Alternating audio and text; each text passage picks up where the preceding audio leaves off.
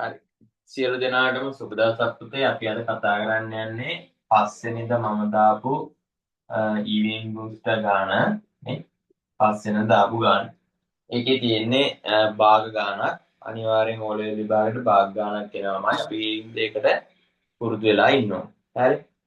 අපිට තියෙනවා ගානේ රෙදියාශ්‍රිත නිෂ්පාදන අලෙවි කරන්නේයක්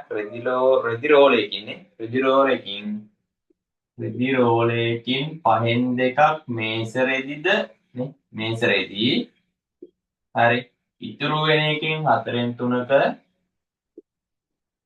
මොනවද කොට්ට උරනේ කොට්ට උර හතරෙන් තුනක්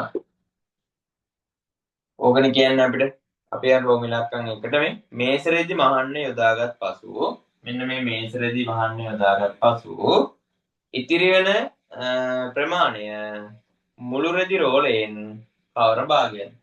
පහෙන් දෙකක් මේස රෙදි නම් නේ ඉතිරි වෙන්නේ කියන්නේ පහෙන් තුනයි. හරි. රෝම ඉලක්කම් දෙක. කොට්ට උර මහන්න යොදාගත් ප්‍රමාණය මුළු රෙදි රෝලයෙන් කවර භාගයක්ද? කොට්ට උර මහන්න යොදාගන්නේ ඉතුරු එකෙන් හතරෙන් තුනක්. ඉතුරු එක කීයද? ඉතිරියා මේ තියෙන ඉතිරිය පහෙන් තුනයි. ඕකෙන් හතරෙන් තුනක්. හතරෙන් තුන වෙද්දී n කියන්නේ ගුණ කිරීම වෙනවා. හරිම ලේසි 20න් 9යි. right. රෝම ඉලක්කම් 3. මේස රෙදි හා කොට්ට උර මැසීමෙන් පසු ඒ කියන්නේ පහෙන් දෙක මේස රෙදි මහලා 20න් 9ක කොට්ට උර මහලා පස්සේ ඉතිරි වෙච්ච ප්‍රමාණය මීටර් 9යි. ඉතිරි වෙච්ච ප්‍රමාණය මීටර් 9යි. මේස රෙදිත් මහලා කොට්ට උරත් මහලා ඉතිරි වෙච්ච ප්‍රමාණය මීටර් 9යි කියලා තමයි කියන්නේ. එහෙමනම් නේ රෙදි රෝලේ මුළු දිග ප්‍රමාණය අපිට පුතේ ඉස්සෙල්ලා හොයාගන්න වෙනවා මේස රෙදි මහ ප්‍රමාණයයි කොට්ට උර මහ ප්‍රමාණයයි කොච්චරද කියලා. මම ඒ හින්දා මේ 5න් 2යි 20න් 9යි එකතු කරන්න යනවා. හරි. එතකොට නිත්‍ය ප්‍රමාණය හොයාගන්න වෙන්නේ. හරි 5න් 2යි කියන්නේ මම 20න් නම් ගන්නවා කියලා 20න් 8යි. ඕකට එකතු කරන්න ඕනි කොට්ට උර මහන්න ගිය 20න් 9යි. හරි. එහෙනම් මෙන්න මේ මේස රෙදි කොට්ට උරයි මහන්න දෙකටම ගිහිල්ලා තියෙනවා. කීයද 20න් 17ක්. හරි. 20න් 17ක් ගිහින් තියෙනවා මේස රෙදි කොට්ට උරයි දෙකම මහන්න. එහෙනම් ඉතිරි උනේ පුතේ 20න් 3යිනේ.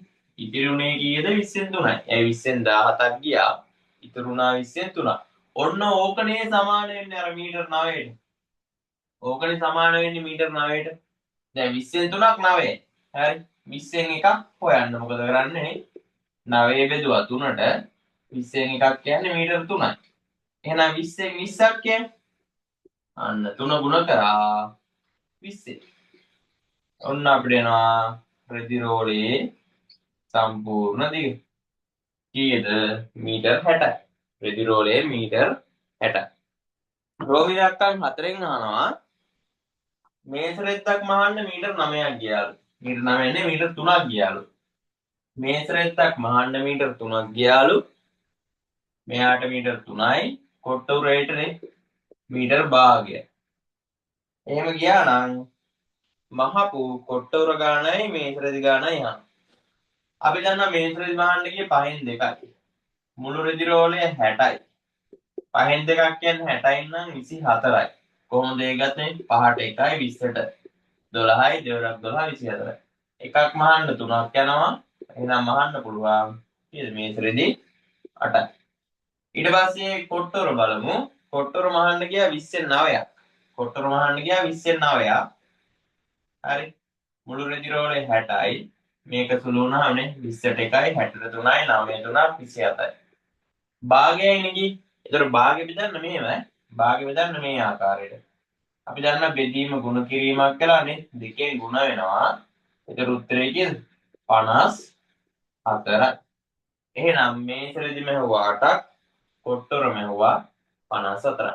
ඕක තමයි ඒතර පස්සෙන්ද කරපු ගානේ උත්තර තියෙන වීඩියෝ එක. හරි. දැන් ඔයාලා මෙතන වීඩියෝ එකක් තියෙනවා. ඔයාලා මේ වීඩියෝ එක දිහා බලලා පන්තියේදී මේ ගාන හදාගෙන ඉන්න ඕනේ. හරි. එහෙනම් ඔක්කොටම සුබ දවසක්.